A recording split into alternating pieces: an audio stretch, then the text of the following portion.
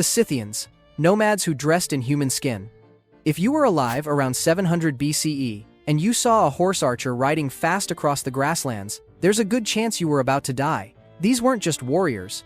They were Scythians, nomadic, brutal, and disturbingly creative when it came to decorating with body parts. Heads, scalps, skin, bones, nothing went to waste. The Greeks were terrified of them. Herodotus, writing in the 5th century BCE, said the Scythians drank the blood of the first man they killed in battle. Not a metaphor. First kill, bottoms up. And that was just the start of the welcome party. They lived in what's now Ukraine, southern Russia, and parts of Kazakhstan. No cities, no walls. Just thousands of armored riders who could shoot an arrow while doing backflips on a horse. The Scythians didn't believe in defense. Their strategy was simple. Strike first, kill fast, and take everything that wasn't nailed down. Captives weren't just taken, they were processed. Scythians were known for scalping their enemies and turning the skins into souvenirs. They would stretch out the scalps, tan them like leather, and hang them from their horse bridles. If you saw a guy riding past with 10 bloody flaps swinging from his saddle, that wasn't decoration, that was his kill count. But some wanted more. Elite warriors went full Hannibal Lecter. They turned human skin into cloaks, belts, and even quivers to hold their arrows. The biceps made great leather straps. The thighs, premium patchwork for armor. It wasn't survival, it was a fashion statement. Wearing your enemy was a mark of honor. You didn't just beat them, you wore them. They also loved collecting skulls. And not just any skulls. The skulls of the people they personally killed. Once you had a good one, you'd scrape off the flesh, sand down the bone, and turn it into a drinking cup. Sometimes they coated it in gold. Imagine throwing a dinner party where your wine glasses were actual heads. That was Tuesday for a Scythian chieftain. Funerals were no less insane. When a king died, dozens of people had to die with him. Wives, servants, horses, even royal chefs.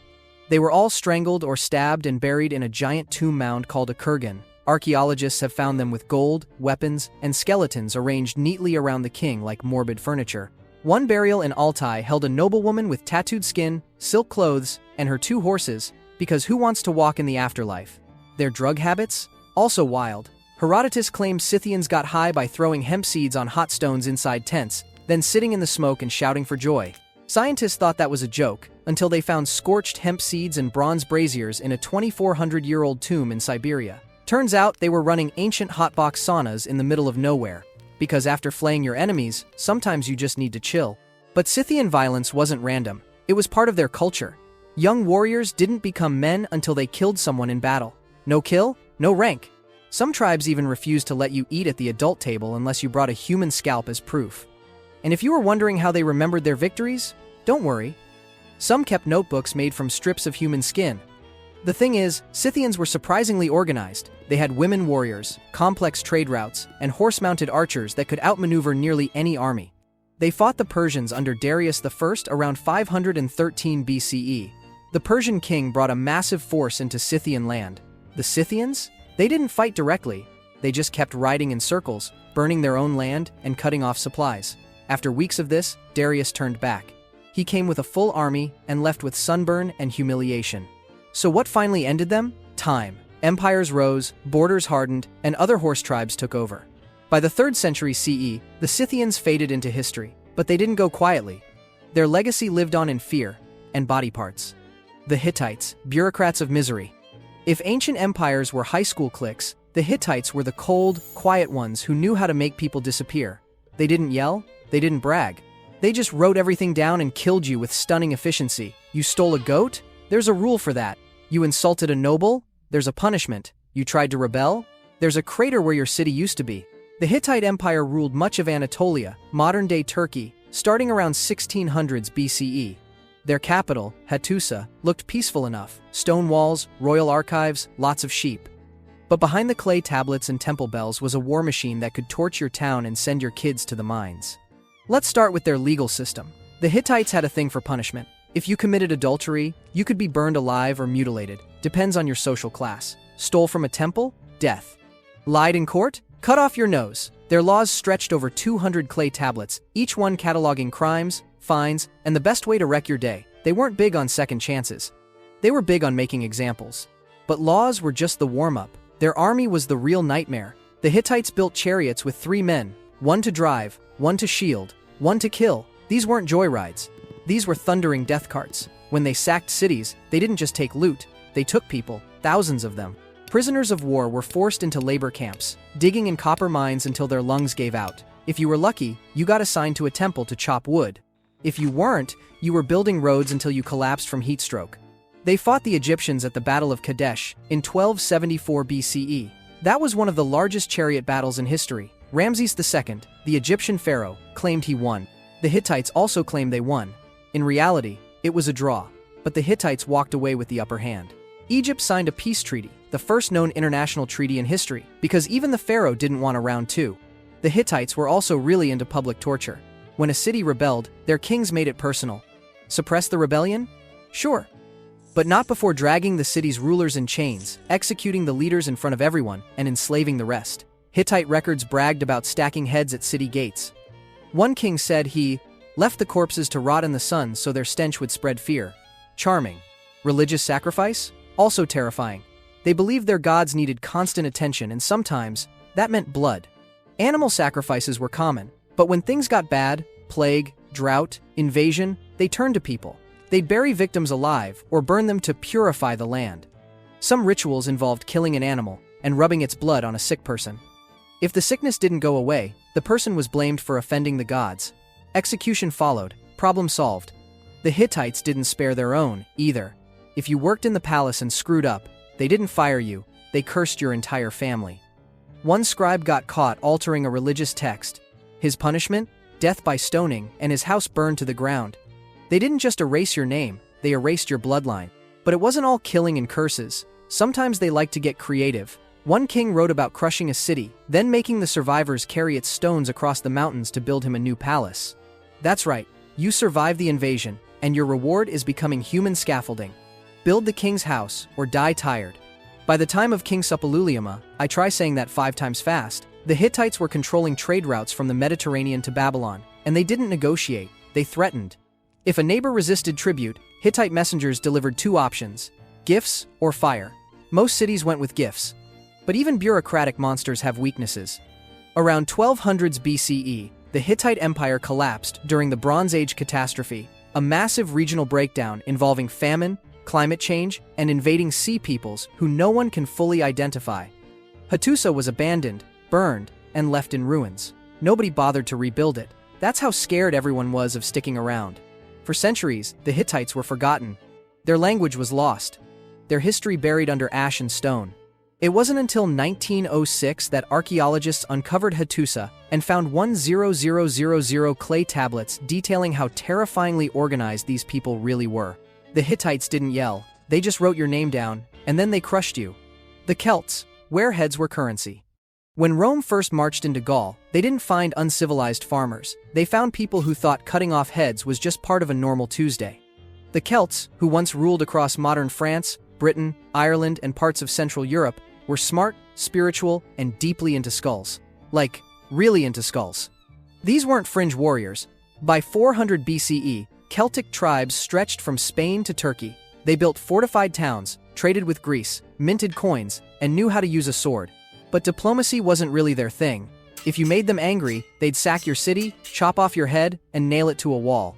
And they'd do it all, shirtless, painted blue, and screaming like banshees. According to Greek historians like Diodorus Siculus and Roman generals like Julius Caesar, Celts would collect the heads of enemies they killed and hang them from their horses, belts, or doorways. These were trophies. You didn't just win a fight, you brought back a face to prove it. Some chieftains even embalmed heads in cedar oil and kept them as dinner decorations. The more heads you had, the more badass you were. Skull walls weren't horror movie props, they were status symbols. Then there were the Druids. Forget the wise, bearded nature lovers you've seen in cartoons. Real Druids were judges, priests, astronomers, and ritual killers. Roman sources, especially Caesar's Commentarii de Bello Gallico, accused Druids of overseeing human sacrifices to please gods like Teutates and Tyrannus. The most disturbing method? The Wicker Man. Yes, the giant, human-shaped effigy was real. According to Caesar, Druids stuffed it full of live victims, sometimes criminals, sometimes just unlucky, and set it on fire as a public ritual. Was Caesar exaggerating? Maybe. But archaeological finds back up some of it. At Lindo Moss in England, a body now known as the Lindo Man was discovered in a bog with 3 separate causes of death: strangled, bashed in the head, and throat slit. All signs point to a ritual killing. That's some serious overkill, even by ancient standards. When warriors weren't decapitating enemies, they were fighting each other for glory. Tribal rivalries meant constant skirmishes. Young warriors had to prove themselves in battle. Win a duel? Great. You might get a spot at the feasting table. Lose? Your head might be passed around as a drinking bowl. Celtic society was basically one long audition for who could die the loudest. Celtic women were just as fierce. Unlike Greek or Roman women, Celtic ladies could own land, lead troops, and even fight in battle. Boudica, queen of the Iceni, famously led a revolt against Rome in 60 CE. She burned 3 Roman cities to the ground, including London, and killed thousands of soldiers and civilians. The Romans eventually crushed her army, but they never forgot the woman who nearly drove them out of Britain. And if you thought being captured was a way to survive, don't. Prisoners were paraded, mocked, and sacrificed. In some cases, they were stabbed in the ribs and thrown into pits. The Celts didn't believe in killing cleanly. Pain was part of the ritual. It was a spiritual transaction. The more dramatic the death, the more impressive the offering. Still, none of that stopped Rome. By the 1st century CE, the Romans had pushed deep into Celtic territory. They outlawed Druidism, banned human sacrifice, and began dismantling tribal structures. Temples were replaced with Roman baths. The skulls came down. The heads, buried or forgotten. But even after Rome crushed the Celtic tribes, the legends survived. Stories of cursed groves, burning giants, and talking skulls stuck around in folklore for centuries. And modern archaeology keeps confirming one uncomfortable truth. The Celts weren't just myths, they really were that wild. And if a druid told you your blood could fix the weather, guess what? You didn't get a vote. The Assyrians. Terror was their whole personality. If there was an award for most violent empire in antiquity, the Assyrians would take it, melt it down, and use the metal to brand their enemies. These weren't just conquerors. They were professional tormentors. From around 900 to 600 BCE, the Neo-Assyrian Empire turned mass killings into policy, and their idea of diplomacy was leveling your city and writing about it in stone.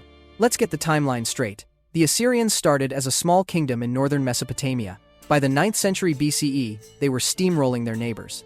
Under kings like Ashur-Nisirpal II and Tiglath-Pileser III, they built an empire stretching from modern Iraq to Egypt. How? With spears, siege engines, and a full-blown addiction to cruelty. Ashur-Nisirpal II once bragged about stacking corpses in front of city gates and flaying rebel leaders alive. Not poetic exaggeration, actual policy. He had the records carved in cuneiform so future kings could learn from his work. "I cut off their heads," he wrote. "I built a tower of heads in front of their city." Decorative, right? The Assyrians invented terror tactics that would make even medieval inquisitors wince. They got creative with punishments, flaying, staking, and the occasional eye removal, just to keep things lively. If you surrendered early, you might just get enslaved. Resist? Your city burned, your leaders were tortured in public, and your children were marched away in chains. And they didn't keep it quiet. Assyrian kings filled their palaces with murals showing exactly what they did: flaying scenes, beheadings, mass deportations. It was ancient propaganda, carved in stone. A throne room in Nineveh featured a mural of a king sipping wine while his enemy's severed head hung in a tree behind him. That wasn't horror fiction. That was interior design. Their siege tactics were brutal and advanced. They built massive battering rams, dug tunnels under walls, and used archers to pick off defenders. Once the walls fell, the real nightmare began. Looting, assaults, and forced relocations were standard. Entire populations were uprooted and dumped into other corners of the empire. Over 4 million people were deported during the height of Assyrian rule. That's not conquest, that's ethnic cleansing. Even religion didn't offer mercy. The Assyrians believed their god Ashur wanted total dominance, so naturally, every war was holy. Kings described themselves as the weapon of Ashur. If you fought the empire, you weren't just defying a king, you were insulting a god. That made your punishment cosmic. Heads rolled fast. King Sennacherib took it to another level. In 701 BCE, when the city of Babylon rebelled, he didn't just crush it, he flattened it. Destroyed temples, demolished walls, diverted the Euphrates River to flood the ruins, and total annihilation. His own son later killed him, possibly because even other Assyrians thought he went too far. That's saying something. But the most feared king? Ashurbanipal. He ruled from 669 to 627 BCE and had a twisted flair for the dramatic. His greatest hits include parading a defeated Elamite king in chains through Nineveh, forcing him to wear dog collars, and making him live in a kennel. He wrote letters bragging about feeding enemy corpses to jackals. And when he captured rebel leaders, he liked to display their heads on pikes at city gates. Standard Assyrian welcome sign. Ashurbanipal was also shockingly literate.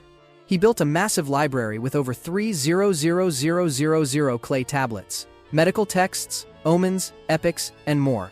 So yes, he flayed people alive and also preserved the Epic of Gilgamesh, because nothing says complex legacy like mass torture in literature. By the late 7th century BCE, the empire finally cracked. Years of rebellion, overextension, and sheer exhaustion wore them down.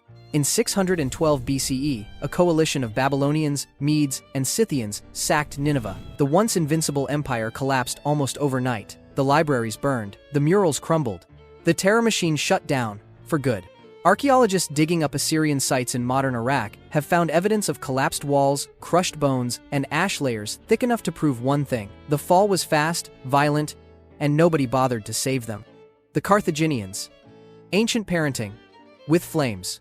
Most people know Carthage as the city Rome eventually burned to the ground. But before that, it was one of the wealthiest, most powerful cities in the ancient world. Massive navy, brilliant merchants, and a real knack for building trade routes across the Mediterranean. But behind all the gold and purple robes was something darker, something that made even the Romans flinch. The Carthaginians burned children alive. A lot of them. Let's rewind. Carthage was founded around 814 BCE by Phoenician settlers from Tyre, modern-day Lebanon. It grew fast. By the 4th century BCE, it was a superpower. They controlled North Africa, parts of Spain, and several islands. They weren't just traders. They were strategic, rich, and ruthless. They also had gods to feed. The two big ones were Baal Hammon and Tanit, powerful, fiery deities. And when Carthaginians wanted something, a good harvest, a military victory, maybe just better weather, they gave them gifts. And the best gift? A firstborn child. This wasn't underground. This wasn't rare. It was state-sponsored ritual sacrifice. When archaeologists dug up the Tophet of Carthage, a sacred burial ground, they found thousands of urns. Inside were the cremated remains of infants, toddlers, and sometimes small animals. The oldest layers date back to the 8th century BCE. The practice continued for at least 600 years. Greek and Roman writers didn't hold back. Plutarch, Diodorus, and Tertullian all described the same thing: children placed on the outstretched arms of a bronze statue of Baal. A fire blazed beneath. The metal heated up. The child rolled into the flames. Drums and flutes blared to drown out the screams. And the crowd applauded. Now, modern historians have debated this. Some claim the children died naturally and were buried ceremonially, but the science doesn't back that up. Burn patterns on bones show signs of live cremation. Chemical tests confirm the infants were often only a few months old, and the inscriptions? They're chilling. Many urns have dedications like, "To our Lord Baal, in thanks." It was gratitude, not grief. And this wasn't just poor families. Rich elites were the most likely to offer their children because it showed deeper devotion. Some inscriptions even call out the family names, proudly declaring who sacrificed who. It was a religious status symbol, like donating a wing to a church, except your donation screamed. If things got really bad, famine, military losses, plagues, the sacrifices increased. Greek historian Cleitarchos claimed that during one crisis, 200 noble children were sacrificed in a single day, and when families ran out of kids, they adopted orphans or bought poor children to burn in their place. Because if your gods want blood, logistics must be handled. One Carthaginian legend even tells of King Hamilcar sacrificing his own son during a military defeat, tossed him into the flames without hesitation. And no, not the famous General Hannibal, that was his other son. Lucky break for the guy who went on to lead war elephants over the Alps. The Carthaginians didn't see it as murder. They believed it was a divine trade, life for favor. It wasn't cruel, it was necessary, a parent's ultimate act of loyalty. But the Romans? They were horrified. And this is a civilization that made people fight to the death for sport. When Rome finally defeated Carthage in 146 BCE, they destroyed the city, scattered the population, and poured salt into the earth. Some say it was symbolic. Others think it was just old-fashioned rage. But here's the kicker. Even after the fall, the child sacrifices didn't stop immediately. The Tophet site shows burials continuing into the Roman period. Old beliefs die hard, especially when fear is baked into the religion. Carthage was brilliant, powerful, and well-organized. But for all their greatness, their most famous legacy is a graveyard full of infant bones. They didn't hide their horror, they built temples on it.